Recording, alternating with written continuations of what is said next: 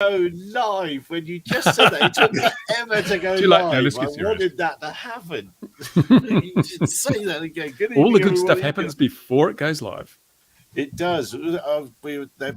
Mark was talking about the script because we never send him the script because, of course, there's no script involved in what we do here. Of course. So, good evening to Sean. A very warm welcome to Sean there. Yeah, it is evening time in the UK, isn't it? And hello to everybody that's watching so far. Let me jump in straight away by sharing, but not having it ready to share yet, of course, because that is tradition. Let's go with this one. Yeah, that one. Come on, drink.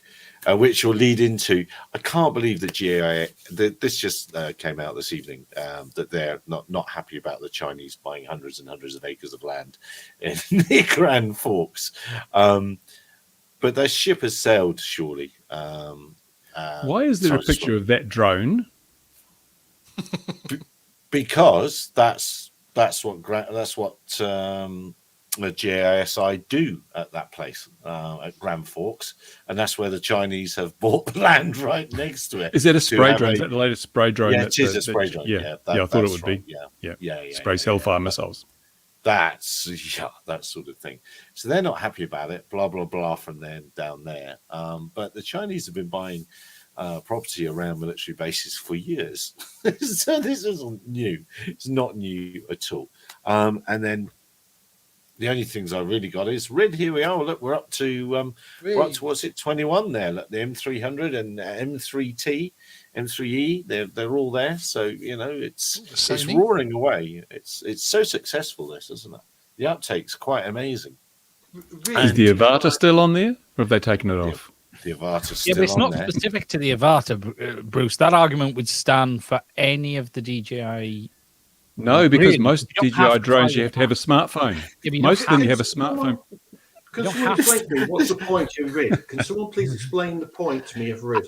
I think there's been a bit of a change here. I think DJI have got Aeroscope certified as being classed as RID, and it's not that DJI are complying. It's that doesn't qualify. Well, it didn't. Doesn't qualify. But I suspect this is Aeroscope. What? I don't understand. How can that be so? Because you're not going to have an aeroscope on every street corner. It depends what DJI's plans are in the US. It says it must be accessible by personal devices, or by phones and things like that. The Aeroscope is like a $20,000 thing. Cops aren't going to wander around with that in their pocket. On the list, there was a rather suspicious firmware update in the last week for the Avata, which said it improved flight safety, which is always a suspicious. Oh, there we are. Then. Yeah. What you mean? It stops it taking off? Yeah, it's so I wouldn't be shocked if that was RID. And I have found on the Spectrum Analyzer some interesting packets which we're trying to understand more about. But you don't need to find it on the Spectrum Analyzer. If you've done the update and it's there, just on the app. And that's the funny thing. I'm not seeing it on the app. However, I don't have a phone with the full extended Bluetooth compliance, because it's not as simple as every smartphone either. It has to be a smartphone with Bluetooth 5 long range, and mine don't. So I don't know if that's the cause, but I don't think that is. But as far as I could tell, my Avata is not showing up on the app at this time. But wouldn't the FAA have announced a new method of compliance? Because at the moment they've only got the ASTM standard, and Aeroscope isn't ASTM compliant, as far as I'm aware. I think done what they've done in the US, and not US, Europe, and it'll be interesting to hear Sean's take on this. DJI in Europe have sort of jumped the rule in the sense of we're releasing drones that are now certified and sod you. And I wouldn't be surprised if they've done the same thing here. They're getting a bit punchy, aren't they? Yeah, I think on the Avata with RID, it's going to be important. It's going to be interesting to see if anybody in the States can continue to fly without the phone attached. Because then, of course, if it does, then and unless there is some kind of secret source which is annoying because it isn't supposed to be a public, if our locations are supposed to be publicly available, then surely the actual any kind of secret source as far as getting it compliant should also be out there as well. Everything should be on the table. So that's going to be interesting to see if that happens. I suppose it won't be a hot topic until December, until the enforcement is starting to happen. But yeah, that's going to be an interesting one. And on the DJI C1 thing with the EU, with the EASA rather, I think they very cleverly worded their press release. They used EU rather than EASA, and they talked about the firmware update being available to a compliant level rather than necessarily saying you can fly your drone in an EASA member state as a C1 drone. So it was talking about more about what they'd got. And then with one tiny little line said, and everything else will follow, as in how are you going to have the label that can't come off and this type of thing, and how are you going to have that for retroactive and all that type of thing. So yeah, I do think they were playing games a little bit, but I think that it might actually end up being one of those situations where it does actually start to open the floodgates a little bit, because I think they're probably going to accept it. Interesting on that list. Notice the Sony's on there. Yeah. But you see that blue mark thing? You see the blue mark? Yeah. That's it there. It's a module. It's not an aircraft at all. Ooh. So that's interesting, isn't it? Ooh. What's that about? So it's not a transponder. How many? It says up here. If you go back to that page, the blue mark page, in one headline, how can you confuse things more times? So it talks about remote ID, then it says transponder. It's like, excuse me, they're different things. Yeah, but that's the beacon. I believe that is the blue mark on the list. That didn't seem right to me, because it says find your aircraft declaration of compliance on the FAA site. That's not an aircraft; it's a module. So, will they? But will they have all of the modules on this same list? As in, if your aircraft has this module, therefore it's then compliant. I wonder if that's how. Yeah. Click on the M300 RTK while we're looking at this. I want to see the serial range. Have a look around the thing here. Because that's an older craft now. That's been out a while. That's the beginning again. You're going to go serial number spotting again. That's fun. That's the start again, I suspect. That's all of them if they haven't changed the prefix. Yeah, which they probably haven't. From day one, you mean? Yeah, I bet you that's everyone. Because that's been in line with what they've said already. That's that isn't an ending number there neither. That's the last end of the scale. This annoys me too. It says method of compliance tracking numbers. It's the ASTM standard with additions. Well, what shouldn't they be required to specify the additions? Well, as Sean says, if people's positions being put out there in the wild by a supposedly open source standard, then it should be out there. And somebody tonight's argued with me that no, your position isn't transmitted. It's only the aircraft. It's like, it's people are coming very late to this party, aren't they? Very late indeed. And there's people that truly believe that they're going to get it stopped. It's too late. It's done. Too late. I still don't understand what remote ID brings to any party here. It is the most pointless insurance. It enables the future monetization of the sub 400 airspace in the United States to be insured.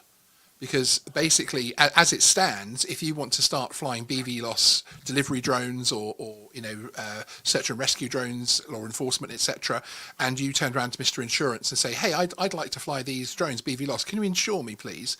And the insurance company turn around and say, well, how on earth can we? Because there's these thousands of drones flying around. We've no idea where they are. You're going to be crashing into them all the time. So then they bring in an RID system, which which is going to be lots of non-compliance to, but then that's not their fault. They will still then be able to get their insurance policy and fly their BVLOS flights. So that's good. That's okay for commercial, but why does recreational need RID? I understand. Oh, it doesn't need it. It doesn't need it. No. There's no point on that. No point of it. Yeah. That is the only point of all of the points that have ever been put to me, all of the ones that I've ever come up with myself. It's the only one that stayed, that's had any kind of traction still, is the fact that it was supposedly setting up the US airspace for BV loss, but we all know that RID is completely useless in that sense. So again, my point is, at what point is RID there for? Because, as you just said, it's a pointless exercise. It's pointless completely. It doesn't tell anyone anything useful. It doesn't mean that insurance, because you wouldn't get insurance right now. You can get insurance right now to do exactly what you've just said. Because not on a regular scale, not on a. Bear in mind, they want to open it up and they want to scale it, and there are minutes from insurance company meetings where they've said no, we won't do that unless you have something like remote ID in place. So that's one of the reasons why the FAA love remote ID in this system in particular. So I think one thing we forget. Surely this goes to show a lack of understanding from the insurance company side what RID actually does then, and therefore they are flawed in their. I think it's less a misunderstanding, and it's more the fact that remote ID was born in the boardroom. Remote ID was born in rooms with tables. Where people are discussing an ideal world. So they're saying, okay, we've got this problem. We don't know where all these drones are. They're dropping things into prisons. They're stealing toddlers from local parks. All these terrible things that drones do every day, as we know. And we need to deal with them. And then they came up with remote ID. And because these tables are filled with people that don't understand drones, from recreational all the way through to commercial, they ended up with a situation where they made an ideal scenario where if everybody complies, everybody understands this rule, all the manufacturers follow the rules, etc., then it'll be fantastic and it will work. Of course it will. But of course, there is no real world understanding. The problem is, and I think we're overlooking the real thing here, that initially remote ID was network remote ID, and it's the way they monetize the airspace. Nothing to do with safety or accountability or anything. It's monetization. It's the ability to pay before you arm. And of course, with the NPRM, the technology partner said, we can't deliver the connectivity you need to implement network remote ID. So FAA scaled it back to broadcast RID. And it's just the thin end of a wedge. People will get used to RID. Yeah, it's a part of life. And then when the technology, the coverage is there, network remote ID comes in and we're back to pay to fly. That's the thing. The RID we've got now is useless. There's no point of having it at all, but it is the precursor to the network remote ID that everybody wants so they can start making money out of the airspace. And it all comes back to aircraft. It was aircraft that bought the module manufacturer, not the actual, or bought into a company that make RF modules in Taiwan, and they put a big investment in that. And it was their great big idea, let's give everybody a separate radio. And as Bruce says, and by the way, we're a UTM, we'll manage the payments via the network side of it. Thank you very much. And then, of course, they've gone away now, basically. They belong to Walmart, don't they now? But they've effectively gone away. So, yeah, it's a terrible system. And, there we are in our unsafe world of drones. And last week in America, 37 people died in general aviation accidents. 37 people in 1 week. Isn't it good that drones don't meet aviation standards? Isn't it good news that drones do not meet aviation standards at all? We're not aspiring to the same level. That's good. Yeah, we're not as low a standard of operation. Yeah, you kind of make a valid point there, and we should. We're modern, as we've said so many times before. We're modern digital aircraft. There's no need to try and fit in with the old crowd. I mean, if only there were some ways for aircraft to see each other in the sky and some sort of electronic device from maybe many, many miles away and work out whether they're going to hit each other or not.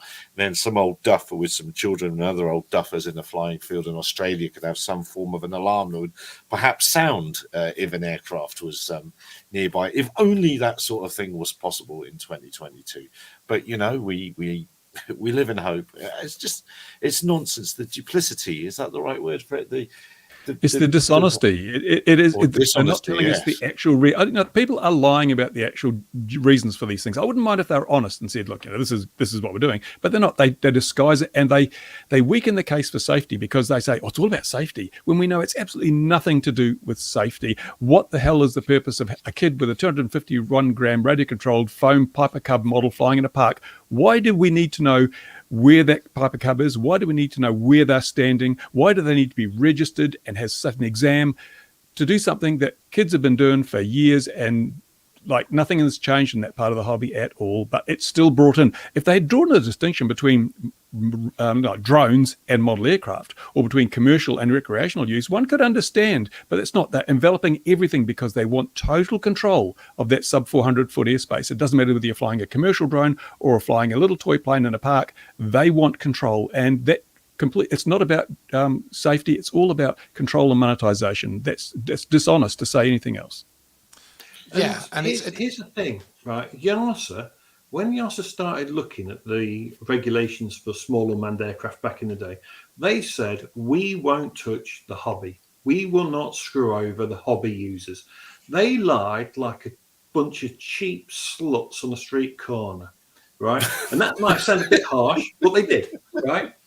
So, right, they lied. They blatantly lied. YASA lied through their teeth because back in the day, and I don't know how many remember this, but YASA said to the whole of the European, all of the EU member states, all the hobby flyers, please stop emailing us. We won't touch the hobby rules. We won't screw you over. That's what they actually said, because the UK, Germany, France, everyone was just emailing them, and they lied, right? They lied because they are, well, a government establishment, and they lie to us all the time. They just wanted us to go away, and they said we won't damage, we won't touch anything. They lied because they put an age limit on kids that could go and learn to fly. They changed where you could fly to a degree. They came up with the 1-to-1 rule, which was never needed, and there's never really been a problem. But they bring these things in because lobbyists and all the other crap that they seem to want to chuck on us to interfere. I mean, this is how crazy I now consider the rules. This weighs, 1,100 grams. It's a Mavic 2 Pro. Now, it's not C-rated. It's got nothing special. I fly this in a specific category. I can overfly people at 60 meters high. So if I'm cruising along and I've got my 50 meter separation, I can overfly a road, I can overfly back gardens, housing estates, whatever. I can map with this in an industrial estate. I've got my PDRA-01. I'm flying in a specific category. Now, if I have an A2C of C, you only allow 50 meters horizontal separation from uninvolved people. Now, unlike my CA permission, I can't overfly, or, it's all about the horizontal separation. What makes this aircraft more safe than flying under the A2C of C, or if I'm flying under my GVC? What's the real difference? Because the aircraft doesn't change at all. It's still overflying. It's not suddenly safer under the A2C of C versus what it was doing. Isn't the pilot safer? Isn't the fact that someone's got a GVC? Well, because I'll explain. Training. Because you've gone through extra training, and also you have an ops manual. So you have, whereas an A2C of C, just let me finish a moment, Mark. Whereas an A2C of C, you don't have an ops manual. You don't have any kind of system to follow. Once you've passed that very easy to pass certificate, which really should be called the Flyer ID, but never mind. Once you've passed that, you can go off and you can conduct those flights. However, obviously with the GVC and with an operational authorization, the level of training, the level of expertise is therefore higher because you are held more accountable. So that pilot, I would say the difference to me, just in that very specific area, is the pilot. So for instance, yourself with either a PIFCO or GVC with an OA is going to be a safer operator than Johnny No Mates who's just got his A2 online. Personally, now I actually I actually 99% of that I agree with you. Okay. The only difference between the A2CFC basically versus GVC, there's a couple of subtle subjects that that get tweaked into the GVC and the ops manual. There's a couple of little bits in what you learn. I don't know if you've done both yet. Yeah.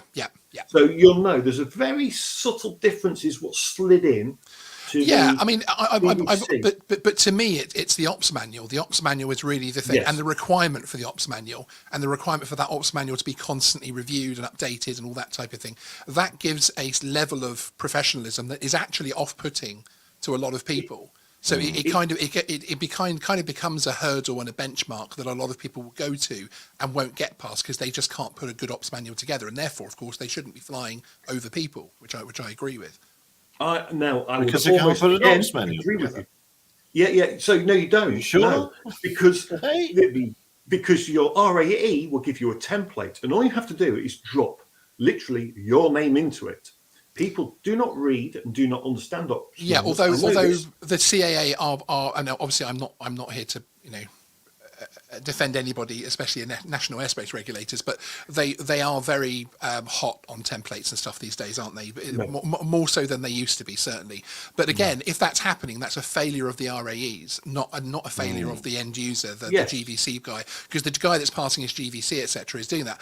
And since the very beginning of my channel, I've had PIFCOs and GVCs reach out to me and say, I've gone through this course very quietly on email and everything else like that, and I've helped them where I can. I mean, with the limited experience I have, where they've gone through this course, they've passed it, and they still don't feel like they know what they're doing. They're like, I've got a job next week, and I'm not entirely confident I know exactly what I'm doing here. And I kind of thought, especially back in the days of PIFCO, once I've spent my £1,500 and done my flight test and had all this, professional pilot type of training, that I would feel really confident in what I'm doing. And that's where I think it starts to fall down. But at least in having to form an ops manual, in the way that it's supposed to be done, if REEs are templating it and saying put your name in here, then those should not be going through and being accepted by the regulator 110%. But if that's done properly, that in itself becomes the hurdle that I think I would therefore be more comfortable with you flying over me than someone that's just got their A2CFC out of a Christmas cracker. Here in New Zealand, they're doing the same thing. The CAA, they acknowledge that you can hire someone to write your dissertation, your ops manual. And I'm thinking, well, how many of the people who actually do that actually read it and regularly keep up to date? And if you question them on their own ops manual, I suspect most of them wouldn't even know what was in it. And it's just an exercise in bureaucratic paperwork, because these people go out there, they don't have the hours, they don't have the flying skills, they don't know how to manage stuff. It's all in the ops manual, but it's not. They don't even have to read the damn thing. And I think that's ridiculous. There is not enough practical testing and certification at a commercial level as there needs to be. And well, the other issue I have with the ops manual and why I think it's becoming more and more watered down is the simplification of it, because everybody is going, be as general as possible, be as simple as possible, so that you can use it for more things. Don't put a paragraph and box yourself into a corner. Well, actually, those corners you used to box yourself in are called safety and are called doing things responsibly, etc., and that type of thing. But now the way that ops manuals are promoted in terms of from on high downwards is that actually be simple, be bullet points, and that's the way to do it. And to me, that isn't necessarily a professional ops manual, just in my personal opinion. You see, I actually do lots of ops manual reviews for people. I go through and I bring them up to date, but I do tell them what I've changed. I will tell people, read what I've done. This is what I have done for you, and this is what I updated for you. Because some people don't have the time. I know you should have keywords. You should have secret words. You should say there are 3 words out of context in your in here, and so it's £300 for the review. If you find those 3 words, I'll give you £100 back. That's a good one, Sean. I'll consider that. I mean, don't get me wrong though, but ops manuals should be generalised, and to be honest, you can box yourself into literal corners, and I will literally go into them ops manual and I will rip all those things that are too limiting for people, because people do come to me a lot, which is excellent, which is 100%, and I completely agree with that happening, and I see it happening on Facebook a lot, where someone says, "Oh, I've got this on there," and people like Graham will jump in and say, "Hey, no, you just don't even put that in there, just put this," and it's 3 words instead. So from their commercial sense, that's great. What frustrates me is that when we broke down the barrier between commercial and recreational flying in terms of needing something to do that, we've destroyed drone training in the UK, and now we're heading towards this bright future where we're going to have all these different types of drone operations happening. I did one on my channel today about army swarm drones and things, and obviously that will get soon passed down to the civilian side of things, etc. And my problem is that whilst the tech is coming round the corner and all these wonderful jobs and all this commerce is being opened up in the sub 400 foot, we're taking our drone pilots and we're going this way with the training. We're saying, actually, now you don't need anything it's just insurance you need, and you can do it even with a Mini 3 and just read the manual, get insurance, and bang, you're a commercial pilot. And my problem with that is that we're not breeding the next generation of drone pilots that are going to be professional. And that are going to be able to do, 1, the new stuff that's coming around the corner, but 2, actually, in my opinion, competently carry that out. And I think a GVC operator in a year or 2 is going to be woefully lower in terms of skills, etc., than a PIFCO was just before this change. How many years? Sorry to jump in on you, Sean, but how many years of drone pilots have we got left? Surely there's not 10 years worth of drone pilots being required. You're going to have to really specialize. If you want to be a commercial operator, you've got to really specialize. It's going to be that simple, because my business has basically been destroyed. One client goes out, buys 80 Mini 2s, therefore, the rug's just pulled from under you and destroys your business. Specialization. But then what do you specialize in? I'm already working on my next thing with someone, so my specialist stuff will come. But we just, I just need a CA, and I've got no SC in for something special. But it just depends when it will arrive. The CA's not always fast. They just work at their own pace, if you like. How dare you? But all around the world, everyone's pushing for autonomy, because having the operator there, he's expensive to run. I think though, I think it's going to change, in my personal opinion, because I think we're going to have our Tesla white truck moment, where something happens with these autonomous aircraft, and the politicians sit back and say, "Oh, hang on a minute, these things could actually help somebody. These things could actually cause trouble." And then I think we're going to go back into the Tesla dance that vehicle automation's in at the moment. And then I think that's going to track back, and then it's going to be, actually, we do need pilots for X, Y, and Z. And I think we'll have autonomy in terms of Skydio autonomously doing a bridge inspection, but I think there will still be an operator somewhere in that chain. Ironic, I use Skydio because, of course, they're the ones that say that you don't need drone operators anymore. But there you go. Well, yeah, I remember years ago that there was a software program called The Last One. It was going to be the last piece of software ever written, because it's a program that wrote programs, and programmers would become redundant. We'd never need them anymore because the computer would write its own software. Here we are, 2022. There's still a lot of programmers out there. Yeah, exactly. Yeah. No, for sure. But there's no doubt the world's rushing at it. Dan saying, autonomy is a long way away. Human in the loop will be as close as we come. Here's the kicker, right? The only thing that's about autonomy is, right now, the people that are here, all of us, I should think, if we wanted to, could do autonomy with a drone. It's not hard. I mean, I could go into my garden, into my shed, get the fixed wing out, just program up a mission, and I can have it go to 5 locations, drop 5 things off, and come back to me at a location that I want, quite happily. The only thing that stops all this happening is, I'm not an arse. I'm not that. I'm sorry, I have to disagree with you, Mark. This is where we have to fall out, I'm afraid. Well, to be honest, if I wasn't, if I wanted to do stuff that wasn't legal, it's not hard, and there's nothing that could stop you. The only thing that stops us is the rules, the regulations. It is possible to do these things safely. Yeah, for sure. So, all right. So what we're saying then out of this, we're saying 2 things. We're saying that training's falling apart, It and is. autonomy is never happening. So what does training really look like then? What does training actually mean? What is the entry point for a youngster? Are we not moving towards a better position where we'll have a simple entry? You can get yourself your low end jobs, your roof inspections, and struggle, grow your business, and then bolt on better training. Are we not just moving towards, because let's make no mistake, the early days of the PFCO, some of the training was pretty shocking and a rip-off, quite frankly. So we're not just driving to more practical training then, or more useful training. It would be nice if the A2CFC had practical side to it. I was actually in the room when the CAA told us about the A2CFC, and I can tell you now that all the NQEs went, "There's no flight test, are you crazy?" We literally went, "What do you mean there's no flight test?" And the CA were like, no flight test. And all of us were just like flabbergasted. They said, you've got two ways of looking at things. It's here, it's quite, in South Africa, it's quite the opposite. They've got a dreadful flight test. There is a flight test, but it's dreadful. The skills requirements are dreadful. The training actual material is dreadful and completely irrelevant.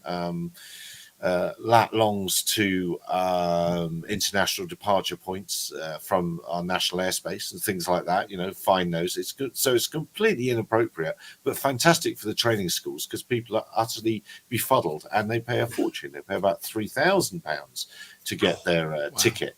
So training is, and it's about £30,000 to get an operating license, a remote operator certificate for your company. So it's an expensive exercise here that has shoved most of the drone industry in South Africa into hiding in corners and being illegal. And that the net result of that is people don't get any significant training or online or added safety information from a regulator. So that I think the whole thing needs to be addressed. We've been 10 years or more, haven't we, into this? Was it 2008 or something? Cap 722, I can't remember. But we've been, Cap 722. Was it 2000 722? Well, 20 years in. We're 20 years into this. We should have more useful training, I think. It used to. I mean, don't get me wrong. I think if you go back to 2019 when you had to go and get the PFCO back then and the training, and while the training wasn't always perfect with Euro USC, which I did mine with originally, I can't say it's perfect. Glad you named. It's really weird when you sat there and someone's telling you something and you're going, "You're wrong." You're wrong. And I didn't have to do it back then. I hold my BMFA B certs. I didn't actually have to go and do their course. And you sit there and you're going in the classroom going, "But you're wrong. You need to change that." Anyway, back then, I think the training got better sort of 2015 onwards as more RAEs, NQEs appeared. The training got better. The flight tests got better. The training got better. But I think when 2020 happened and the rules changed, the training just has... The quality of the pilots out there now, the GPC ones, they're fine. They're still good.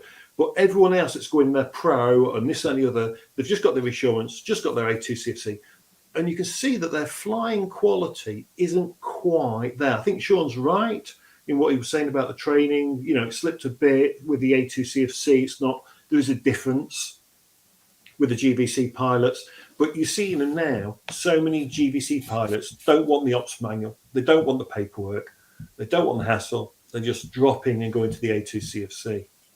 Yeah, but there is also there's kind of a double-edged sword to it as well, because obviously on one side of things, I don't think people that are flying sub 250 gram drones, whatever they're flying it for, should have any more regulation or any other hurdles, because a Mini 3 is not going to cause a problem. You would have to be very intentionally flying that aircraft to do certain things for it to cause any kind of safety risk or anything of that nature. So on that side of it, I think it's great. And on the other side of it, I just fear for the industry in the medium to long term, from the point of view that we've had the race to the bottom with the RAEs, who can make their GVC cheaper, who can make their A2CFC cheaper, and that type of thing. And I've got people on my Discord channel who marvel at the fact that they did their A2 test in 6 or 7 minutes or something. and and they got 100%, and it's like, okay, I don't believe that we are all geniuses, and I don't believe we should all be getting 100% in 6 minutes on something which is supposed to make us a safer and better drone pilot. And so therefore, I don't necessarily have the answer, but I think what frustrates me is when I mean, it's changing a little bit, because actually some of the people I meet at the CAA in the UK, I think actually, yeah, you've got a drone head on your shoulders. And actually you do know what you're talking about in this area. But when I talk over the pond to people that are on, subcommittees and committees and all this sort of thing with the FAA, I really do get concerned, because they really don't understand. and the things they're asking for, and they're like, oh, no, it's okay, we've saved the hobby, we've saved Part 107s because we've asked the FAA for this. And it's like, you're not even in the right ballpark, you're not even in the right state as far as what you're actually asking for and what you're querying, and that's my concern. So I don't necessarily have the answers to it. I'm much happier to be the journalist in the corner poking at things and saying, oh, what's this, than necessarily coming up with the answers. But I think we do need an answer. And it's difficult to know. I mean, perhaps we need another level of certification of almost like where we have the private pilots and commercial pilots, the PPL and CPL on the manned side. Maybe we need that on the drone side of things. Maybe and we do need. Yeah, maybe this is all for commercial stuff. We don't need this intrusion into the hobby. I noticed John said the RC hobby is dying and the quality of drone pilots is dropping. Coincidence? Yeah, the hobby is dying. Actually, it really is. I noticed I've been looking at videos on YouTube recently, and the number of views getting received by hobby videos of radio control model flying, the bottom's falling right out of it. People just aren't watching that stuff anymore, and because people are giving it up, and it's no longer of interest to them because it's just too damn hard. It's too damn hard. You've got the same level of regulatory compliance with a 251 gram model of a Spitfire in a park as you do flying a Mavic for a commercial job almost. It's just ridiculous. And speaking to what Sean said, regulation of sub 250s, I find it ridiculous that in America, if you're going to fly a 100-gram drone for commercial purposes, it has to have remote ID. Oh, seriously? Well, and just to rewind and then finish the remote ID conversation, I suppose. What I meant to say when we were talking about it is, and Sean mentioned speaking to people in America, that I've had reason to be on a couple of the committees many years ago, and it is nuts. But it reminds me of Hitchhiker's Guide to the Galaxy, because what's going to happen, in my opinion, is people haven't woken up. They really haven't woken up, the model flyers, to it that next December, not this one just about to come, but they're in it as well. So Flight Test and all the others, every time they put something on their YouTube channel, every model that they make that's going to have remote ID, and the FAA are going to perfectly be able to say, but it's been on, the manufacturers have had to do it for a year, or it's been on display in your local planning office in Alpha Centauri for 1,000 years, and it's that sort of thing. They'll have Trojan horse that in. You've got your timelines wrong, because in theory, as of this month, but in terms of enforcement, as of December, anyone who builds a drone for a YouTube channel to make a video has to have standard remote ID, or remote ID fitted to that anyway. It's a requirement for 107 operations. Is that for this December? I thought it was next December. It's manufacturing. If you're making a drone for yourself and you're running under Part 107, it has to have standard remote ID in it. And so if you could doing a build video, what are you going to do? They could choose to enforce or not now, then, couldn't they? Yeah, they can choose, and that's any rule that has we might enforce, we might not. It's a ridiculous rule. It's just you can't do that. It's like saying, well, we might give you a ticket for driving at 100 miles an hour on the motorway, but we might not. I mean, what kind of rule is that? Yeah, I mean, we're quite lucky because our RID got put back in the UK, didn't it, Sean? Our RID got put back, didn't it? Yeah, I think it's been. I don't want to say kicked, a can kicked down the road, because I think that's way too simplistic. But I actually also I genuinely believe that there is, and perhaps I'm being naive, and perhaps this room of people will slap me around the face and bring me back to reality. But I actually genuinely do believe there is a change afoot in the UK, and I do think there is a genuine intention to engage and to actually come out the other side with a set of rules that we can all use and that we can all make money with and fly the hobby with and everything else like that. I think it is there. So yes, things like remote ID, I think they know that it's problematic. It's something that that just isn't going to be discussed for a good while. I mean, hopefully Altitude Angel will save this. You never know. From my point of view, what has to happen is the hobby has to be separated out. The traditional hobby and people flying, freestyle drones and Model RC, 100%. And I said Absolutely. That in my first video over 2 years ago regarding registration coming in. DMARES, Drone and Model Aircraft Registration and Education Scheme, ridiculous. And I'm very fortunate to be a member of a BMFA club that's been in the same field for more than 30 years, something like 36 years. We have our little shed that everyone puts their stuff together. It's a fantastic social event. These guys know their aviation, and they've taught me. They're the guys that taught me. I mean, I used to email the CAA. I used to ask my local police. I used to ask people, "Can I fly my drone here? Can I fly it there?" No, we've got no idea. Just don't, basically. Whereas these BMFA guys, took these, especially model RC flyers taking a drone flyer in, which is controversial in itself, and they took me under their wing, as it were, and they taught me a lot. But they didn't just teach me about, you've got to be 150 meters from this and 50 meters from that. They taught me about the pits and not turning your drone on in the pits and not doing this. And we have helipads for a reason. And if you're flying on this helipad, you don't cross into this person's airspace. And actually, if you go above, that's going to be higher than the 3D helicopters are going to go. So you can crack on and do what you want. And that level of safety that was there was fantastic.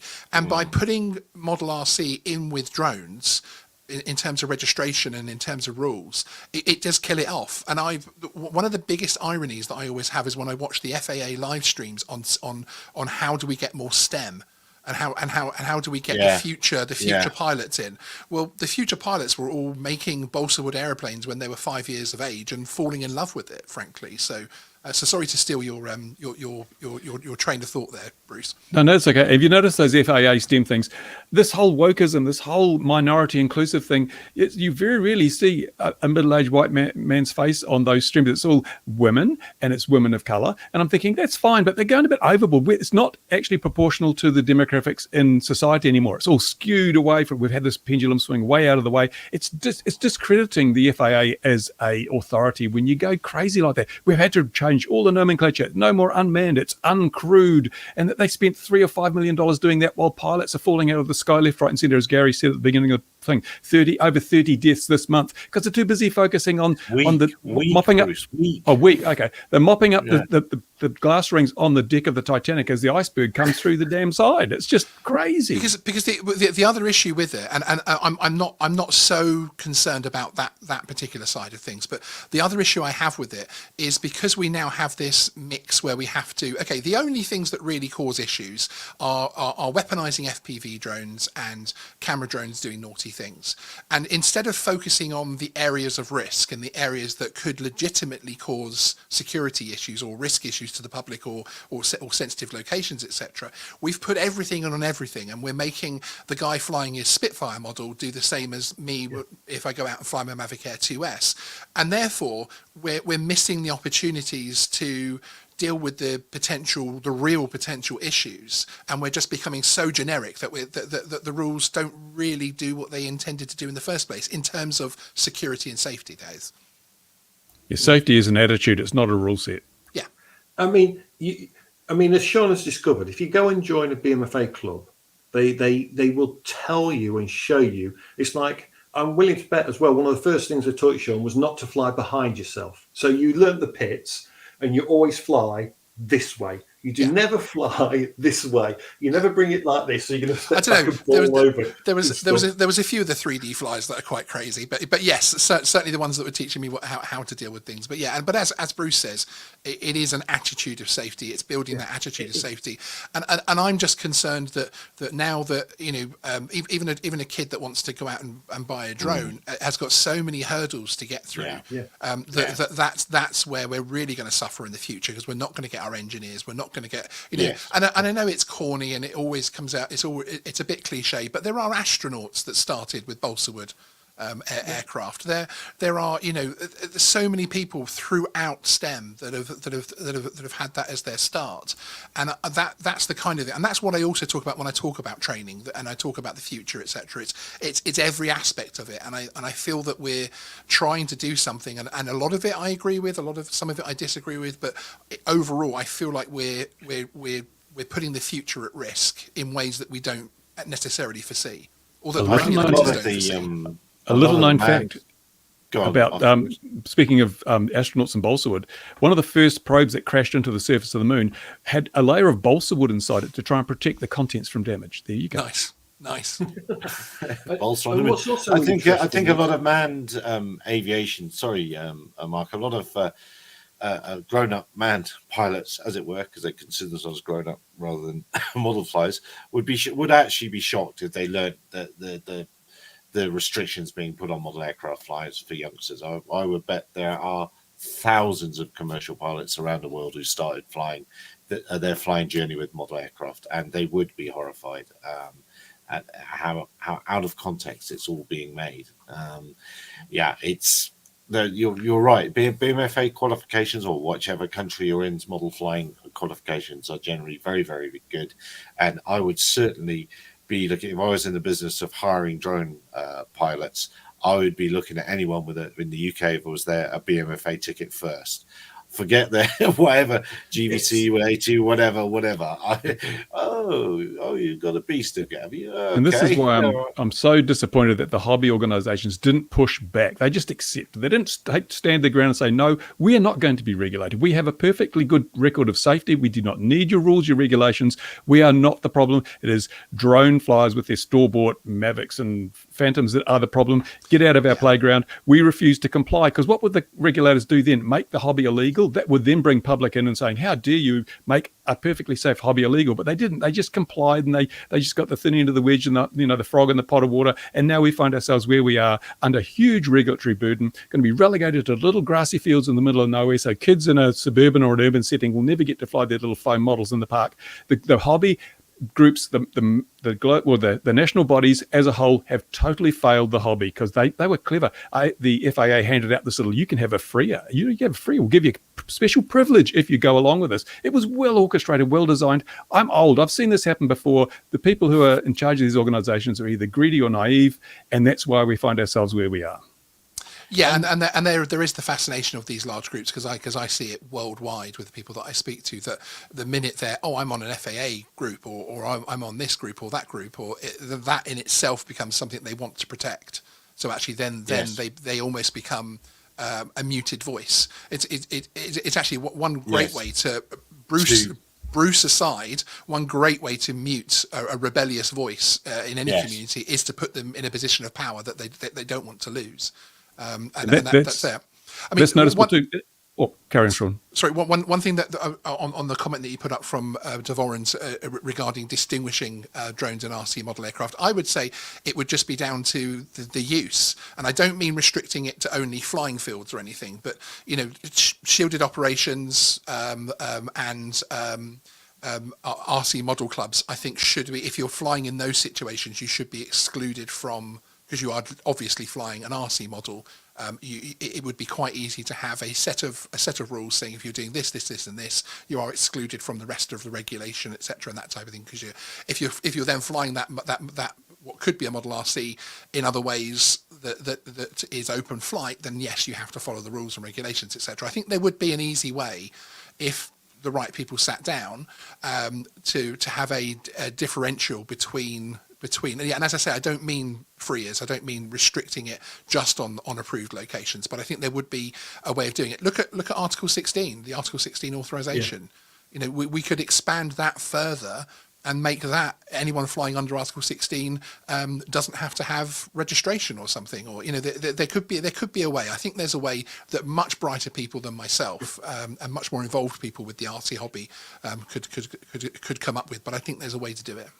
Yeah, in America, I'm really annoyed because the hobby gets no representation. It's all the rules are made by commercial interests and people with finger in the money pie. And when they do say, but we have citizen hobbyists as on our panels, they've got Vic Moss, who runs a commercial drone operation. They got Kenji, he's commercial. So these people are conflict of interest. If it comes down to making a decision as to what's best for the hobby or what's best for their wallets, which way do you think they're going to turn? There is no independent. Even Dave Messina from the FPV Freedom Coalition, he's on ARCs and AACs and things like that, and or AAAs, whatever they are now. And he doesn't stand up and push hard. We're working with them. We get a lot of traction working with them. I've seen nothing come out of these consultations because they're overpowered by the commercial entities, and everyone's being bought off. Everyone thinks they're doing okay, or they've got a conflict of interest. There is nobody on the FAA consultative panels who is actually 100% solely hobbyist, and they're fighting for the hobbyists because they chose the people they wanted. It wasn't a public vote. It was the FAA chose the people they knew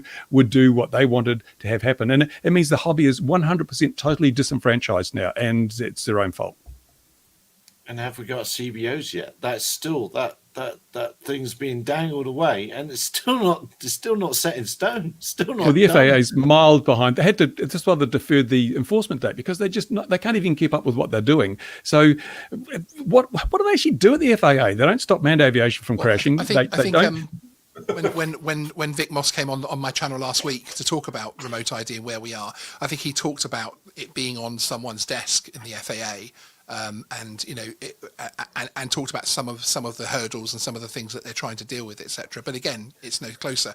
12 months is I think what I give a lot of these people to put up or shut up, essentially, and start showing some value for the hobby and start showing some value for the recreational side. Beyond that, they are just being fed lines and I'm talking the FAA in particular with their particular types of committees. I think they've had plenty of time to do something if they were going to do it. They're not going to do it. No, indeed. But to me, I'm obviously much younger in the industry. I'm obviously much younger in my career in drones, etc. No one likes to show off, Sean. I was more expressing inexperience. Inexperience rather than actual youth, I would say. But yeah, I would say if we don't start seeing some of these things happen in the next 12 months, then it is just hot air. Sadly. And Gary, you're a balloonist. Can you speak to hot air? I can speak to hot air. Yeah, I mean, we've been. That's why how I kind of met Patrick was. Oh, hello. Am I still here? I'm afraid you are. No, I am. Oh, it all got the hiss went away. There's been hissing all the time. They take years. It's glacial, the speed at which they move, and I'm over it now. Well, that's the thing, though, isn't it? This whole industry, the technology behind the hobby is moving so damn quickly, and we've pushed the boundaries as a hobby. We've produced multi-rotors, and we've taken this stuff and turned smartphone sensors into flight controllers and things. We've done all this work. But now we're being pushed into the background, and that the regulatory bodies move so slowly that they are actually behind the 8 ball. The hobby is in front of it. We've got this wonderful record of safety because we keep up, whereas the regulators, they're still 5 years behind. And that's the interesting bit. And that is the real interesting bit. You can see how quick our technology is, but the regulators just like us. It's the hare and the tortoise story, isn't it? The hare is, we're streaming ahead. The tortoise will eventually catch up. But how do you regulate for that? How do you regulate for advances in technology? Bruce has some hand it off to a body. You say, okay, the national model flying bodies regulate the hobby. That's their mandate. They have to come up with regulations to keep it safe. And if they don't, they get in trouble with the regulator. But the regulator offloads that because it shouldn't be related to this commercialization of the airspace. It's something that's been happily self-regulating for so many years. It doesn't need oversight at a government regulatory level. Yeah, I did have one ironic conversation with somebody at DroneX last week that was talking to me about BVLOS and how excited they were about it, and saying, "Oh, but what we need is case studies. What we need are hours. We need people logging hours and hours of BVLOS so we can get data, etc." And I had to say, I don't mean to be too rebellious with these people, but I had to say back, well, actually, there's lots and lots of pilots in the UK that fly BVLOS every single day. So actually the data's out there. And safe data's out there, but it's here. Here's the crazy thing. So this is an example of the regulator going, we make a change. So what they did is back in 2017, 2018, BV loss within 500 meters was permitted by PFCO holders. It was in our old permission, and there was a line of text saying that you can fly BV loss, or basically as long as the spotter can watch the aircraft for you. But the pilot themselves didn't have to be able to see the aircraft. Your spotter could. It's within 500 meters, so you got a big tall building. You could literally fly around the other side of it. The pilot doesn't have to move. That used to be in our permission. The CA took away that because people were apparently misusing it. So instead of enforcing it on people and making sure it was done correctly, they took it away because that was the easy thing to do. Then in either 2020 or 2021, they came out with the first BV loss coming soon. And they turn around, and that exact bit of text was released as a press release of companies being able to do it in the sandbox. Yeah. Now, I actually wrote to the CA and says, why is this in the sandbox? If you want to know how it's done, why don't you ask the operators that actually had that permission and were using it for jobs like me?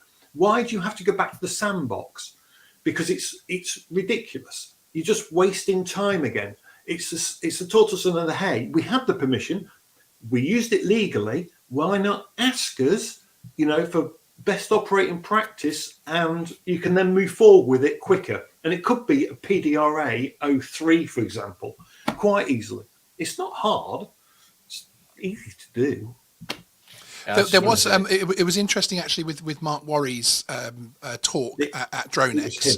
It was him that I spoke to. It was interesting to hear his conversation because they're obviously talking about the SORAs and things and actually wanting to simplify and help people in the specific airspace. So again, it does seem to be their want, at least their publicly stated want to try and actually start meeting people halfway so that they can actually get the permissions they need to do the job. Which I think again is a good attitude, and we just have to hope that with this investigation of the open category coming up that people get what they want. I mean, don't get me wrong, right? I do think our CAA has got people there with a lot of common sense. They've defended the model community many times over.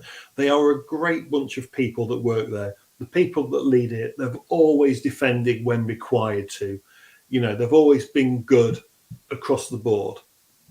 It's just a shame that sometimes when you see stuff like we used to have, it's gone to the sandbox, and it's like you've gone backwards. Why are we going backwards? Well, I can answer that. I can answer that, and I can give you why I have renewed hope. And this is only because of the conversations that I've had with different people I've interviewed on the channel and that type of thing from the UK Civil Aviation Authority. And I think the backwards came with the EASA. And I think the backwards came with our hands being tied, having to conform to EASA rules. Yeah. And actually, there now seems to be a genuine amount of excitement saying, actually, we don't need any of this stuff anymore. Now we've got Brexit out the way and hopefully COVID under control and all these other things happening, etc. And we've got 12, 24 months ahead of us where we can actually start talking about these things. Let's have these conversations. Do we even need C labels? And if we have C labels, do we need them in that kind of way? And actually, I'm quite excited about those conversations because we do seem to have people, and I don't want to be the CAA, as I said before, salesman, as it were, but people like Mark, people like Callum, people like James, etc., within the CAA who are in key positions that do actually understand drones and do actually understand and want to listen to the industry and even the hobbyists as well. And I think there could be exciting times. But as I say, I'm giving these people 12, 24 months around me to see if I become the next XJet, basically. That would be a terrible thing to happen. We all have a dream. Speaking of the latency and regulation, I contacted our Ministry of Transport, who are now responsible for drone rules, because CAA said no, registration's no good. So the government said, right, if you're not going to do it, we'll give it to the Ministry of Transport. Even though I transport nothing with my drones, they will fall under the regulatory auspices of the Ministry of Transport. So I emailed them and said, it's been some time since they did a survey, and what was the update on new drone rules? And they contacted me on the 2nd of February this year and said, thank you for contacting us. The draft policy recommendations are now with the Minister for consideration before it goes to Cabinet. We consider Cabinet to consider these in the first quarter of 2022. The Cabinet paper will be proactively released within 30 working days after it's been considered by Cabinet. It's now September and we have heard nothing. Yeah. it's always glacial. And I think your Civil Aviation Authority, the UK one, I know of old is pretty good, and I've had quite a few meetings with No Biscuits with them over other things in the past, and they've been very, very good to me. So no, they are quite good, and they certainly had a model aircraft background within the offices years ago, 20 or 30 years ago. There were aero modelers embedded in there. The FAA is definitely run by people that barely got pilot's licenses, and I'm not really. They're bureaucrats, and I think that's the same in New Zealand, isn't it, Bruce? It's bureaucrats. Yeah. We've got the blind leading the sighted, and it doesn't work. Yeah. All right. So we've done regulation, we've done stuff like that. Now, what's happened in the world of DJI this week? Didn't some camera hack Ian off or something? Didn't some moaning no, about the camera's fine. Just the company. The company's the problem. No, it was. Yes, but and it's did weird. Did you see you next Thursday with them? I believe. There's new camera action, which is a bit weird because I think Sean actually summed it up really well. He put his comment on my stream and it vanished before I got to highlight it. But they sort of the Action 3 is everything they shouldn't have done on the fixed everything they shouldn't have done on the Action 2. It's basically DJI admitting that they messed up with the Action 2 and saying we should have kept it in the Osmo Action, because they've even gone back to calling it the Osmo Action. Yeah. You know, it's incredible. They refused to comment on all of the overheating. They refused to comment on all of the problems that were happening, but they did change their website. They actually put specific warnings below things like the high frame rates and they made that a type case. of thing. And they made a case for us, and they gave it to us free. They made fools of us. They didn't get anything wrong, yet they shipped you a case free of charge. Reminds me of a big phone manufacturer who did that. But yeah, the camera, but more than anything, the camera's actually quite disappointed. It's nothing new to the table. Okay, 4K 120. That is somewhat impressive, but there ain't a review I've seen where the GoPro doesn't look better, and the GoPro still have the legs from an image quality point of view. And the problem DJI have is it's $100 difference or £100. And actually it isn't £100 or dollars, because GoPro sort of force you into the insurance, but they give you the camera for cheaper. You get it for free, basically. It's insanity not to have the insurance, because you get the camera cheaper and it's free for 2 years or 12 months, whatever it is.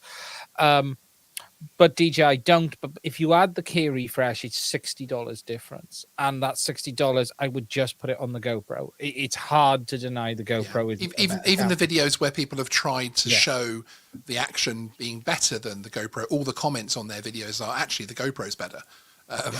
So even the people that have tried to push it that way, there was one major reviewer that always gets the DJI gear, 12 years before anybody else, and about 3 minutes into their video they basically put up the specs and said, here's the specs, it's the same as the Action 2, and that's where I clicked off and basically thought, okay, I'm not even going to bother with this one.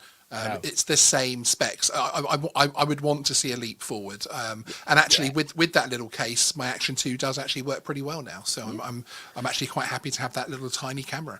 And look, they do some things nicely on that camera. The front screen is very good. It's better than the GoPros in many ways. But at the end of the day, an action camera is about image quality now.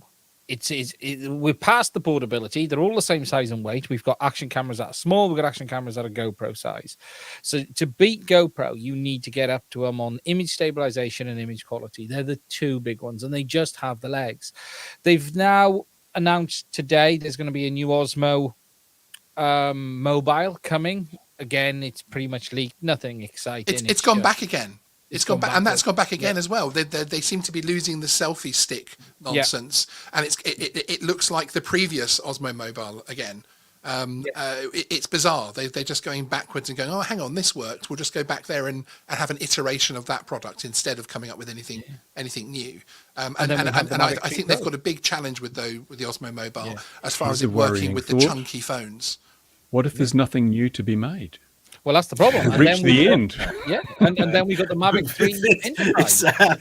Is that the end of the world when nothing new can be manufactured? I don't know, it's going to be flames and fire and comets and floods. Yeah. No, it's just entropy. We're just going to dissolve into nothing. Nothing's left to manufacture. No, they've got the Mavic 3 Enterprise, which is coming, which we've known about a little bit. It's nothing particularly. It's going to be actually highly interesting from a search and rescue and that point of view. It's probably going to be an absolutely stonking machine because it somewhat takes what they did with the M30 and puts it in a smaller package again. And I think there's going to be a lot of people that like that. But GoPro haven't got it all right. You know, they've got 2 new cameras. The big one looks good.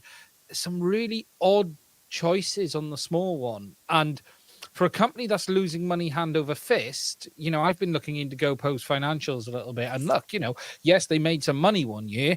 Every other year, they're losing money faster than it could be printed. It's, you know, and we're talking 300-400 ever since million FPV dollars. Flyers found the GoPro and you could get that warranty thing, that insurance thing where they swap it when you smash it up, that's what's cost them their fortune. Well, the weird thing is, Bruce, with I this new blame Mini, FPV. they created a smaller version where they've taken a couple of bits off it, no screens and a couple of other bits, fixed battery, but it's only 20 grams. So it's not a lot.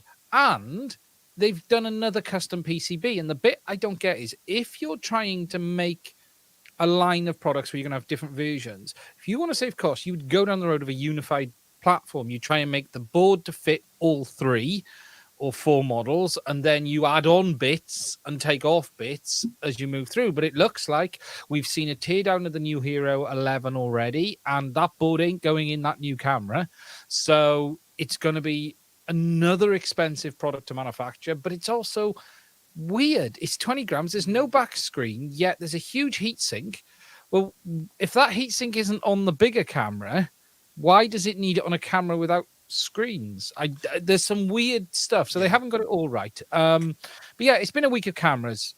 And there has been a Hasselblad camera as well released this week from DJI. The Biggie sneaked out. And that's an interesting one because it sort of heads the direction of what we might see on their larger platforms, such as the Inspire 3, because that is still around the corner. It is very much a thing. Oh, It yes. does exist. It's a coming. It's I coming. think a C2 rated Mavic 3 Enterprise would be quite exciting to the European marketplace. I think that's where they're going to see a lot of sales coming from. Because I don't think they'll sneak it under C1 because they just about get the Mavic 3 in C1, but I think they'll get it under C2, and that's still, you know, was it 5 meters with slow mode, you know, the good old 1-to-1 rule, etc. So that's still going to be some very nice operations for people. Then there's the FPV system around the corner. We're still waiting on that. There is something which I'll share it on your channel for the first time, actually, Gary. Something exclusive, which I'm going to rant about in the middle of this week, is that for the first time, DJI on the Avata, and we're still trying to understand this, have now encrypted battery charging. So whereas on all previous DJI models, you could charge the batteries with third-party chargers, such as models from XY and other manufacturers, for the first time, the Avata is the first drone where the battery is also encrypted in charging, and it will not charge off third-party adapters, power supplies, or anything else. So you can only use the DJI charger. And this is a bad thing because... Look, these XY chargers in the early days, those of us who've been around long enough, I got one in the drawer down there, which was handy if you wanted to kill livestock. It was really good. Its outside casing was often live, so you'd have to be careful. But the later versions were very good, and they were like $20, $30 off Banggood. They were safe. They'd charge 4 batteries at the same time for like $30, $40. Yeah, users are going to be locked out. It's not going to happen. Now, we'll have to see if the Chinese manufacturers clone their way around this. There may be a way out of this for them. But for those of us who build our own battery chargers, not happening. What would be the reasoning for that other than just making sure they are the only people selling the chargers? Yeah. Have there been some batteries melting with people hooking? No, them up and to here's all some. things? Here's an interesting thing: is the Avata not the first drone DJI have sold also without a charger? The second. So here's an interesting one: if you want a charger, they want you to have their charger and not the other. So can you get third-party batteries for things like the Avata? Is that encryption going to make it more difficult to put a third-party battery in? Because who wants to pay $100 a battery for a whoop? There's always limits on their batteries, same as the FPV drone. You can't really use third parties. There are people who have modded their way out of it, but that's well beyond the average user. No, you're paying $110. Funny enough, my second battery arrives tomorrow. I finally found one. I'm not really worried about the DJI battery pricing on that drone. I'm comfortable with paying. Comfortable is probably not the right word. I'm reluctantly comfortable paying the price I have to pay. Bruce has gone to get his $5 battery because it isn't a bad little drone. It isn't a bad little drone. It does a very good job. I accept by now most of DJI's battery pricing is pretty much getting caught in an alley in the dark in South Africa territory. Wales. I was going to say Wales. You're going to get, you're paying through the nose. Look, if you buy into the DJI ecosystem, you understand that. But it is a frustration that now they've moved that encryption onto chargers. I suspect this is, someone said about warranty. I bet it isn't. My bet is this is the first drone. Okay, did they not? There are. I've got a feeling there might be some melting batteries. I don't know why. I've just got a feeling. I've never.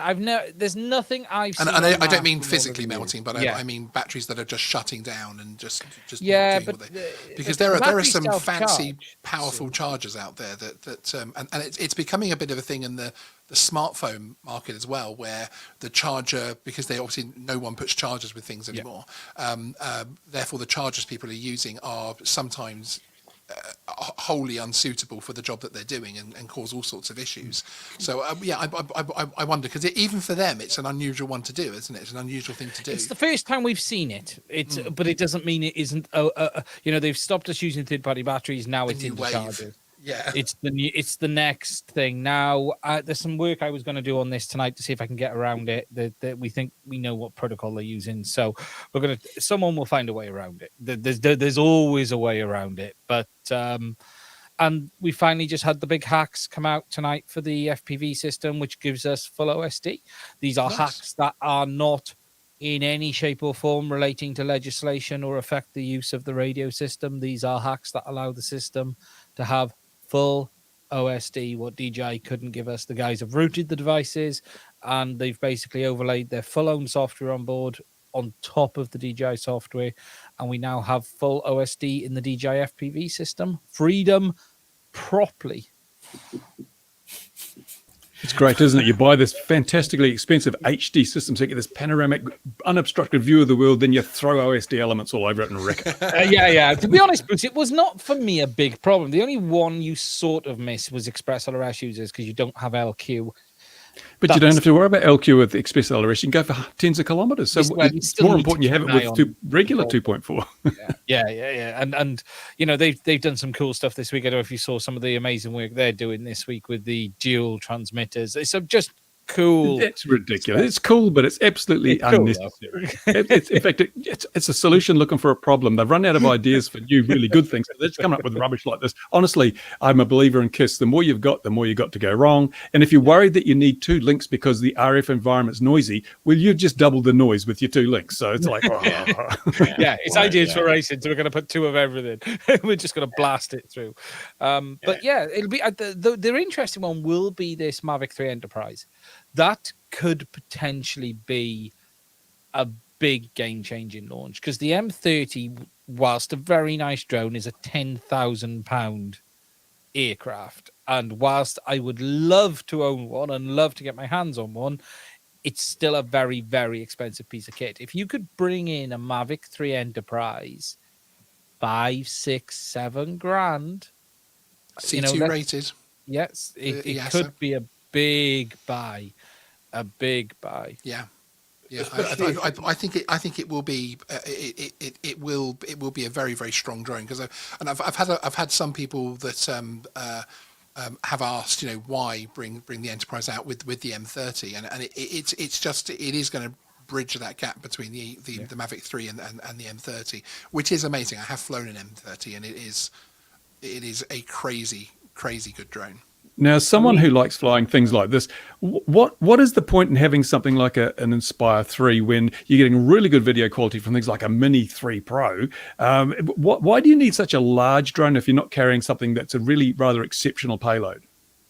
Well, I think that's to me that's almost the answer. That it is the exceptional payload. I mean, the Inspire 3 will have the what is going to be the X9 on there, and that really will be and that's the same camera as the Ronin 4D. So you are talking They have about to push it, and DJI would love me for saying this, Netflix quality.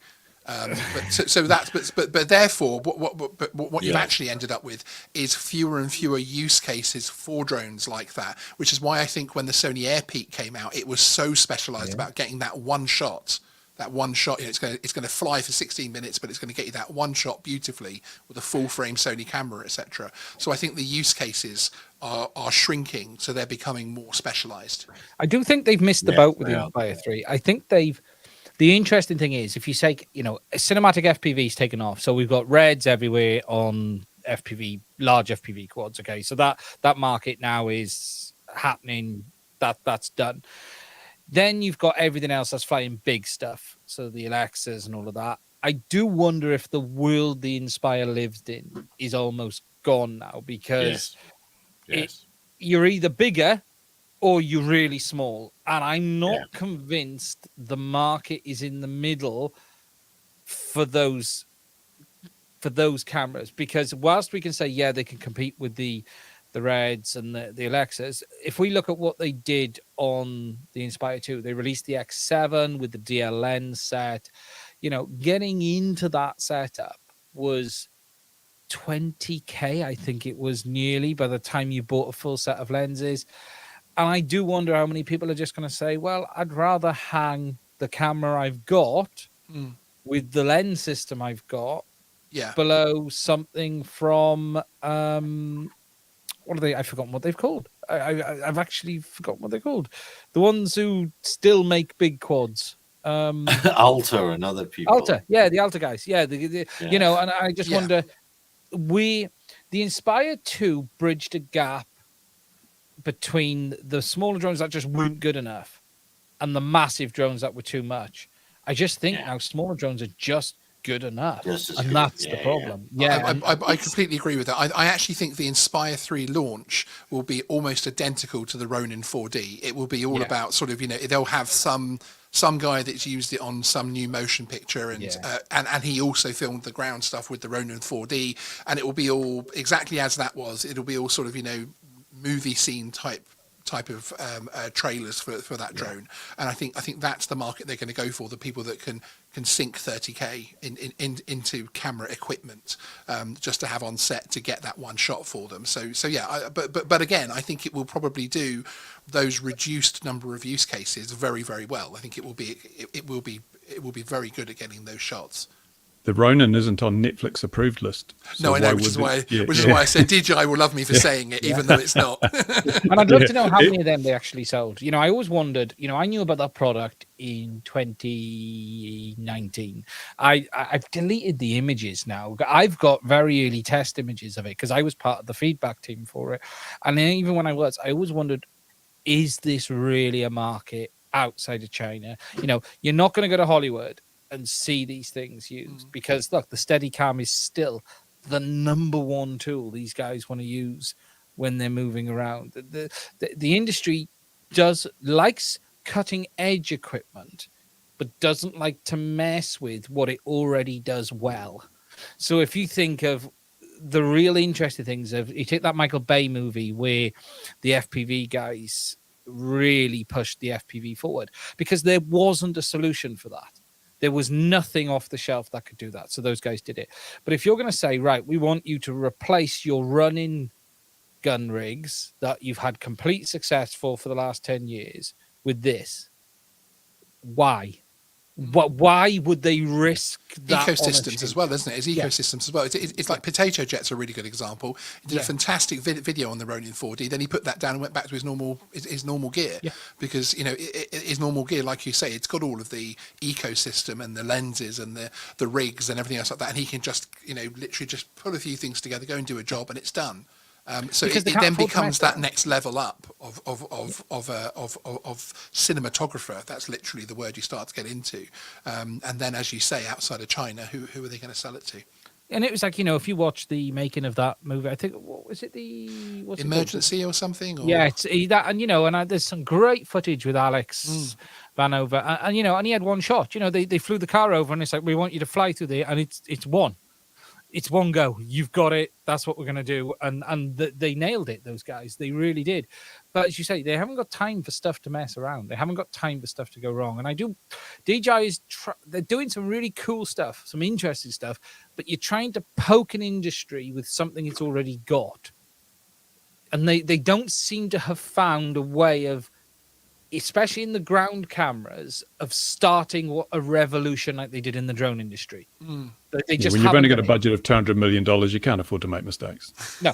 But it's look, they've got the mics, which are okay, but they're not as good as the Rhodes. Again, it's a competing industry where you go, they've got the action camera. Again, good, but not as good as the GoPro.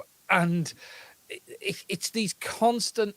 They're entering industries that they're not able to dominate and control like they have been able to do with the drone industry. I think the next generation of DJI is going to be the important one, or the interesting one, because I feel like we're still, as Ian was saying, the 4D, Ronin 4D was around for a very long time. And finally was released. So it's been developed for a long time. And DJI have gone through a huge change as a company in the last couple of years, and the way that they've sort of, de-Westernized and everything else like that in their corporate structure and also their outlook. So I think the next generation of products that they bring out, and whether we see them going even further into the automobile side of things and further away from cameras and everything else like that, I think that's going to be really interesting, and it's going to speak volumes about where the industry is going internationally, because obviously they are the big boy. I'd love to know, how many of those 4Ds do we actually think they've sold? In it, you think about it. It can't. In my dreams, they've sold one to me. In my dreams, they sent me one for free. Yes. Yeah, they won't be sending me one for free based on what I said the other night. No. Be next Thursday or next Tuesday, wouldn't it? Yeah, when the new FPV system releases, look forward to the exclusive first review on Bruce's channel. Yes, I've already reviewed it. Be on mine. Yep, I've reviewed it using the walk snail avatar. Yes, that was very good. And Mitchell's making an interesting comment about the blue list expanding in America, but I think at the end of the day, DJI, as it stands today, will have sold more drones today than have been manufactured for the blue list in America in a year since the blue list started. Maybe even in an hour. Yeah, I think the US noise against DJI is over. I think all of that huff and bluff is done. Because if you notice, there was some specific political games. The bans, nothing's changed. Nothing has changed. Nothing will change with them now. If it was going to happen, it would have happened by now. Unless there's some mass change in regime that goes completely anti-China, or something crazy happens like they go into Taiwan, then it's unlikely it'll change now. But even that's probably less likely today based on some comments this week. Oh, okay. I'm not caught up with that. But the shipper, the blue list it's beginning to strike me as just a bit of a marketing thing now. It's not I'm not convinced. I know that one of the big open source projects is claiming NDAA stuff, all sorts of things, and it isn't at all. And so it just seems to be a marketing thing now, and they can't manufacture fast enough. There's no doubt about it. None of them. None of them can get them out the door fast. Exactly. Enough. I mean, look at Skydio, the company that every investor in America wants to throw money at, and they actually had to become more about the AI to keep accepting that money rather than drones, because they just can't make them quick enough, and the investment to upscale them to any kind of level where they could make them at the numbers would be ridiculous. So actually they are, and have always been, more about the AI side of things than anything else. Do you know what's interesting as well? Sorry, Gav. Go on. No, I just want to say, all of this, if we think now, this whole commercial drone and this whole world of the blue UAS and everything is a few years old. We were talking about this 2-3 years ago. In the 2-3 years, you still don't see drones every day in the street. You still don't. You probably see. I don't see 3 drones a year other than my own in the sky. So other than all of this talk of, we're going to be using them for this, the reality is the industry is not moving forward. Drones The are industry coming, is just and lots of them. stagnant. And It's lots of not them. changing. You're not seeing builders. You're not going to building Changing. sites and seeing lots It of is drones. changing. It's in- specializing. It's specializing. It's Specialising, yeah, but specializing. yeah. what they all And people that have got a good business plan are succeeding and are using their equipment Yeah. for very specialist tasks and doing it very, very well. Completely agree with that. Completely And agree. it's just it's growing up. It's Yeah. growing up. Yeah. But 3 years ago, they had you saying you'd be on a building site and there'd be the drone there every day Yes. taking images. All of that stuff hasn't happened, and all of that stuff Correct. isn't going Yeah. to happen. For a very long time. Yeah. It never Who was. remembers the but price? actually, It never was. Who remembers the Price Waterhouse report from about 11 or 12 years ago when they said it was going to be a $14.7 billion a year business or something, and it's just Well, it's really interesting. So I've been doing commercial stuff for over 10 years now, and only once in my entire 10 years of flying, have I ever seen another aircraft drone flying nearby, and I've gone, "Ooh, I wonder who that is." And there was no sign of the operator. It was doing a roof inspection. Clearly, when I walked up to where it was and I found it, because I just wanted to make sure we weren't going to have airspace issues, there was no one around. No one within visual line of sight. It's doing this roof. and remote it's ID would have swarmed fixed that. Well, it's going to be interesting when Richard's developmental corridor, the Arrow corridor, opens up in the UK. He's going to get a pretty good idea of, or the company's going to get a pretty good idea of what's happening in the sky around that corridor, and then extrapolate data from that. So we're definitely going to have to lean on him to tell us the numbers, but it's not going to be as much as the pundits would have us believe. But remember, everything was driven on those forecasts, all the VC money. It was all driven by that nonsense. And anyone that actually flown anything or built anything and made anything could see straight through it. The only place you're going to see a drone is at Gatwick at Christmas time. Gatwick at Christmas. Yes, well, that's true. but it is interesting what you say, Gary, about the good business plans and the specialist use. One thing I noticed between DroneX this year and last year is the evaporation of vaporware. And there were far less of these sort of air taxis and that type of thing with these little animated cartoons showing if you give us 400 million what we're going to do. And there were far more specialized companies there with an actual drone that they build and they sell to clients and they have out in clients' hands and are actually flying missions right now. But again, as you say, very specialized and very niche, but with a good solid business plan as far as how they're going to get the number of units they need to make their millions rolled out there. And I did notice that this year there was a lot more positivity in that hall, and there was a lot more because again there was actually a lot more real companies, real drone manufacturers to talk to. Whereas last year, and I know it was during COVID, so a lot of people stayed away, etc. But there was just so much more of the vaporware stuff. So hopefully that's a trend. Yeah, no, it is. It definitely is. I've seen it coming. I've seen the industry growing up, which is fantastic. And it's just, and the great thing to be able to say, it's just not as exciting as all those forecasters said, which is perfect, because it means people are working and it's just steady and it's an income and it's not nonsense and vapor, as you said. It's actually beginning to work now, which is grand. But perhaps you need, as we mentioned earlier, extra training, extra skills. Perhaps you really need those. Perhaps that's what's missing from the trainers. We need specialist training in LiDAR, specialist training in photogrammetry, specialist training in whatever, bolt-on modules that would help a career progress for a young operator, a new operator, and give them a more established path to places. Perhaps that's what's needed. I do think that a lot of pilots need to get themselves an Ardu pilot, Hex or quadcopter, and learn to start flying something on the Cube, because they fly different to DJI. They do not fly the same. They're not as, I want to say they're not as locked in, but it depends, to be honest. They can be, but people need to learn to fly those kind of aircraft in ATI mode as well. because if you want to get on and you want better skills, learning to fly in ATTI mode, just basic ATTI. You don't have to learn to fly full manual because you can't really fly in full manual anymore. It's not really possible. But in ATTI hold, for example, learn to fly that kind of flight mode. Just build yourself a cheap frame. It doesn't have to be big. Just a 450 on 4S, for example. Just give yourself some basics. Take it out down to a club like Sean's joined or the one I'm at, something. Find some open space. Learn to fly and don't rely on GPS.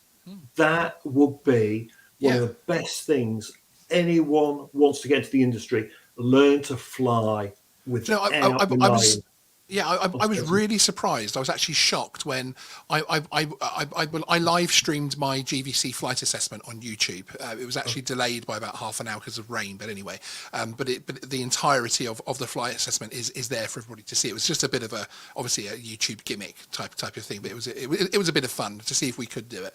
And I flew that in ATTI mode with an Inspire 1 Pro, and I was surprised to find out afterwards. It's only afterwards I found out that you don't have to fly in ATTI mode, because I assumed that obviously it's a GVC flight assessment. It's supposed to be, to prove I can actually fly the aircraft. I assumed I would actually have to fly it.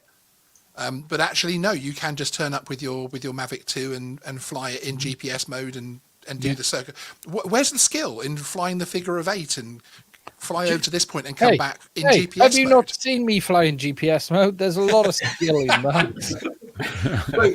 And that's really interesting, Sean, because the CA doesn't stipulate that you have to be able to fly in ATTI mode. And of course, when the Mavics came out, when these started to appear, the Mavic 2, for example, Pro, the ATTI mode disappeared. And aren't we in danger of being grumpy old men saying, I didn't used to fly like that back in the day. They're true, not in danger. We are, yeah, that's true. We've inducted you, that's true. No, but is there not another learning process now? And as people have said in the comments, which is why I think you need that extra level, perhaps, of I'm going to use Part 108 in the US in a very, very loose sense, but in actually having a professional pilot's license level there, so GVC Plus or something, where actually you can handle it in ATTI mode. You do know what to do if the SH1T goes down, etc. And actually, almost like the old sort of British driving license, where we little motorbike on the back and the car and the 7.5 ton van and that type of thing, where actually you are restricted to certain types of aircraft if you've only learned in those and have only taken tests in those. It just surprised me. I'm not saying it's right or wrong necessarily. I was just surprised that you didn't actually have to fly the aircraft for the test. I think this is another. Because GPS is so easily jammed, there is a very high risk, and the GPS jammers around there. Someone might have stuck one in their car because they didn't want the boss logging their movements. They drive past while you're flying, and suddenly you don't have GPS anymore. What are you going to do about that? There was an interesting article on the web just the other day about GPS jamming and its proliferation and how it poses a threat to everything. Especially if we get into this whole autonomous drone delivery things. Yeah. Someone walks out there with a GPS jammer, and the whole system falls apart. And what happens? There's no fallback systems. This whole thing in New Zealand, if you get your wings, this is the National Model Flying Body's sort of certification for flying model aircraft, and you're doing the multi-rotor wings, you have to be able to fly line of sight in rate mode, not stable, not even self-leveling, but rate mode to get those things, which means you really do have to have a good proficiency in flying. In fact, you can't sit that test with a Mavic or a Phantom or anything that doesn't have rate mode. You've got to use a freestyle quad or some quad that has the ability to fly in rate mode, and you've got to be able to fly towards yourself. You've got to be able to do turns. You've got to be the whole thing. You need a very high standard of flying competence to get that accreditation. But if you want to fly commercially, you just go and get someone to write a dissertation for you, and away you go. It's crazy. That takes me all the way back round to if I was hiring pilots. So first, okay, you'll have your drone qualification, what it is. That's lovely. You've got to have that. But if you turn up with your wing certificate or your BMFA certificate, you're definitely going up the front of the list. And if you know why you take a bin bag to the, that's one of the main things. Why you've always taken, which is the issue with Yeah, which is the issue with generic qualification, because I have the same GVC as Mark. I have the same GVC as if Ian went out and renewed his PIFCO into a GVC as he would have, but that doesn't necessarily tell you anything about who we are. It doesn't tell you if I'm as qualified or as experienced at roof surveys as Mark, or as qualified in chasing sheep as Ian is. Yes, setting fire to batteries and anything, breaking anything with USB. He's actually a leading world authority at releasing blue smoke. And on that note, and he's got to go, I think, and I think we should too as well. But I think I'd like to revisit the training conversation one day, because awesome. It's got to change. It's got to change. I actually have a video in the works on this as well, where I'm trying to raise the topic, so that should get about 3 views. But it's still worth starting the conversation. Look at that lovely chair. I wonder if we'd get I a link know. to He buy was that. shields Do you know where that there's a chair, link to didn't buy he? that chair? You see what he did? Do you see what he did there? Chilling Actually, all the I'm plugging back. time. You reminded me I had a battery I needed to unplug. Oh yeah. Yeah, thousands. Like, oh shit, I better go and do that. Then that bombshell. Sean, thanks very much for joining us, for daring to put your neck in the noose. Everybody else, thanks very much, Steve. Wherever you are in the world, look after yourself. We'll see you again 2100 at GMT next week. Cheers for now. Bye bye.